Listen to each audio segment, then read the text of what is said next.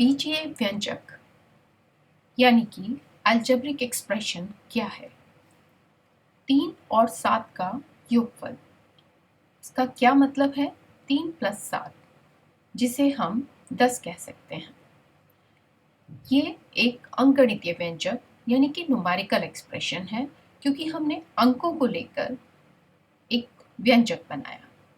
इसी तरह किसी संख्या और 7 के योगफल की बात करें तो यहाँ पर किसी संख्या, हमें संख्या के बारे में नहीं पता है, तो यहाँ ये एक अज्ञात है। तो उस अज्ञात को यदि हम x मान लेते हैं तो इसको प्रदर्शित करने के लिए हम क्या लिखेंगे? किसी संख्या और 7 का योगफल x + 7 हो जाएगा, जिसे हम बीजगणितीय व्यंजक यानी कि अलजेब्रिक एक्सप्रेशन कहते हैं।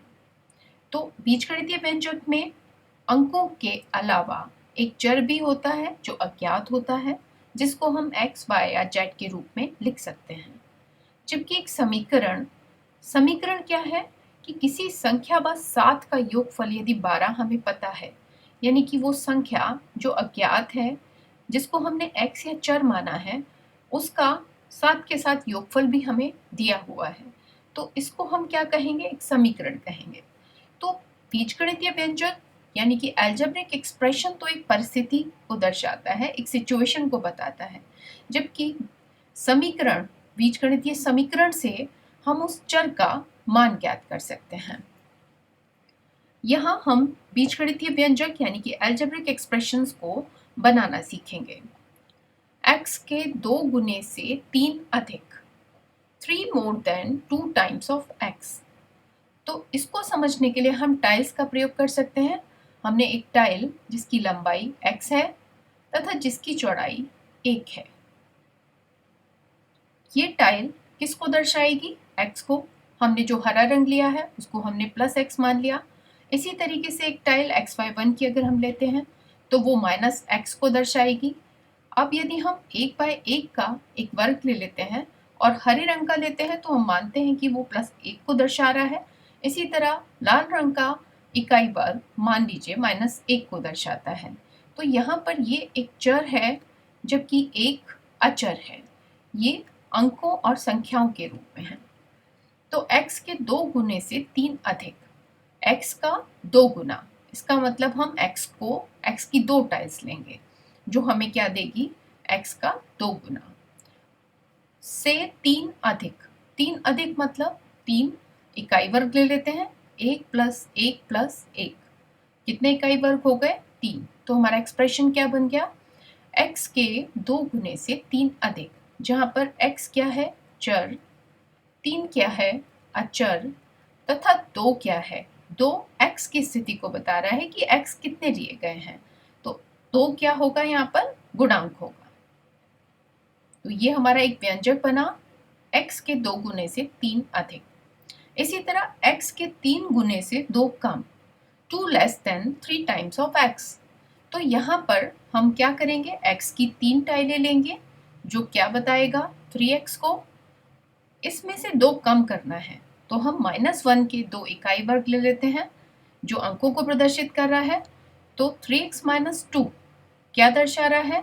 2 less than 3 times of x, यानी कि x के 3 गुने से 2 कम। जहां पर x क्या है? एक चर है, 2 क्या है? अचर है, जबकि 3 क्या है? चूंकि 3 x की स्थिति को दर्शाता है कि x कितने हैं, इसलिए 3 क्या है? x का गुणांक है। इस तरीके से हम बीजीय व्यंजकों को बनाना सीख सकते हैं। यहाँ एक चीज और समझनी है कि बीजीय व्यंजक में यदि हम एक +1 और एक -1 ले लेते हैं तो वो 0 बन जाता है। तो जिस तरीके से हम इसको अंकगणित में देखते हैं, उसी तरह हम इसको बीजगणित में देखते हैं। बीजगणित में बस एक अंक की जगह हम एक चर ले लेते हैं जो कि एक अज्ञात राशि है। तो इसीलिए बीजगणित हमें अज्ञात राशियों को निकालने का एक तरीका देती है। y में 5 जोड़ने पर इसको हम y से 5 अधिक भी दिखा सकते हैं।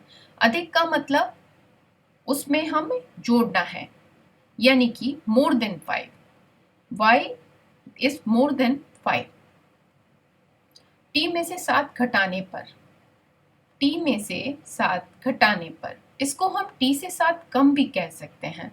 तो घटाने का मतलब किसी चीज को कम करना होता है। a को 10 से गुणा करने पर, या हमें गुणा करना है, तो किसी का गुना अगर हम कर रहे हैं, जैसे कि a का 10 गुना भी कह सकते हैं इसको, तो हम इसको 10a लिखेंगे। इसी तरह x को 3 से भाग देने पर, जिसको हम x का 1/3 भी कह सकते हैं, x को 3 से भाग देने पर यानी कि x/3, x भाग 3 यानी कि x/3, इसको हम x का 1/3 भी कह सकते हैं। q को -5 से गुणा करने पर, तो q को यदि हम -5 से गुणा करेंगे तो -5q बन जाएगा, यानी कि हम इसको q का -5 गुना भी कह सकते हैं।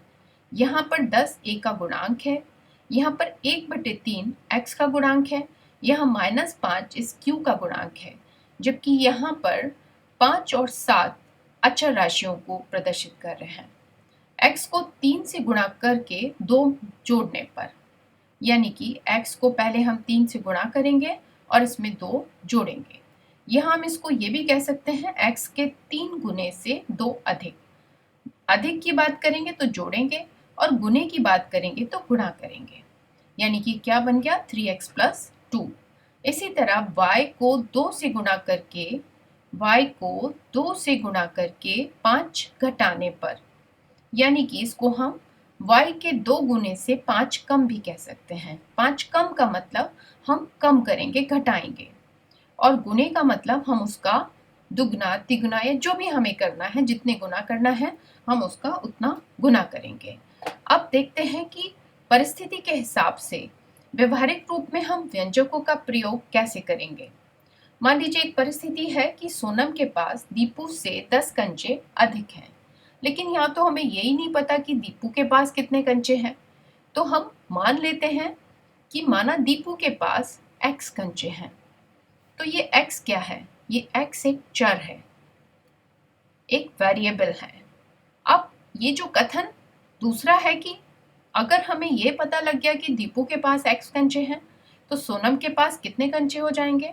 हमें पता है कि सोनम के पास दीपू से 10 कंचे अधिक हैं, तो सोनम के पास कंचों की संख्या x + 10 हो जाएगी, जहां पर x चर है जबकि 10 एक अचर है।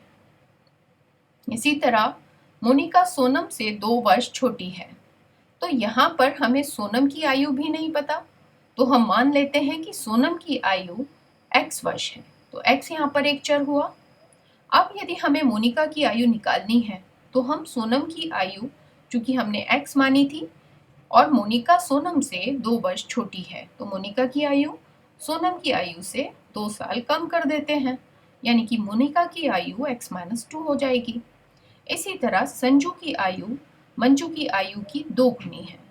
अब यहाँ हमें मंजू की आयु ही नहीं पता, तो हम क्या कर लें, माना मंजू की आयु x वर्ष है, तो यदि मंजू की आयु हमें पता लग गई कि वो x वर्ष है, जो हमने मान ली, जो अज्ञात है, जो हमें नहीं पता है, तो हम संजू की आयु को मंजू की आयु के रूप में किस तरह लिख सकते हैं?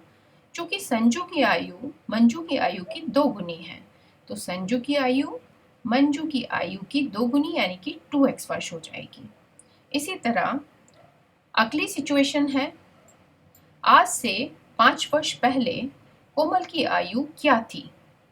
अभी हमें उसकी वर्तमान आयु नहीं पता, तो हम आज से 5 वर्ष पहले की आयु कैसे निकालेंगे? तो हम मान लेते हैं कि कोमल की वर्तमान आयु x है। अब आज से 5 वर्ष पहले मतलब 5 साल पहले, तो हम उसकी आयु में से 5 साल कम कर देंगे, यानी कि 5 साल पहले की आयु आज से 5 वर्ष पहले कोमल की आयु x - 5 होनी चाहिए।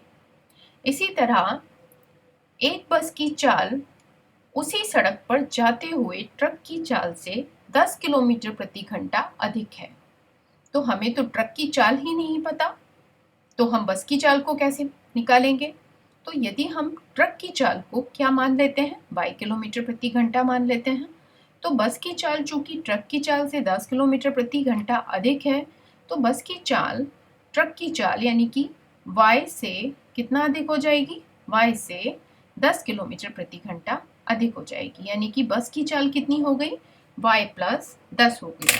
तो इस तरीके से हम अलग अलग सिचुएशंस में जो भी हमारे पास अज्ञात है उसको हम एक चर के रूप में मानकर और बीजगणितीय समीकरण पहले व्यंजक बनाएंगे, और यदि हमारे पास समीकरण बनाने का भी हल है तो हम क्या कर सकते हैं, समीकरण बनाकर अपने उस अज्ञात चर को निकाल सकते हैं।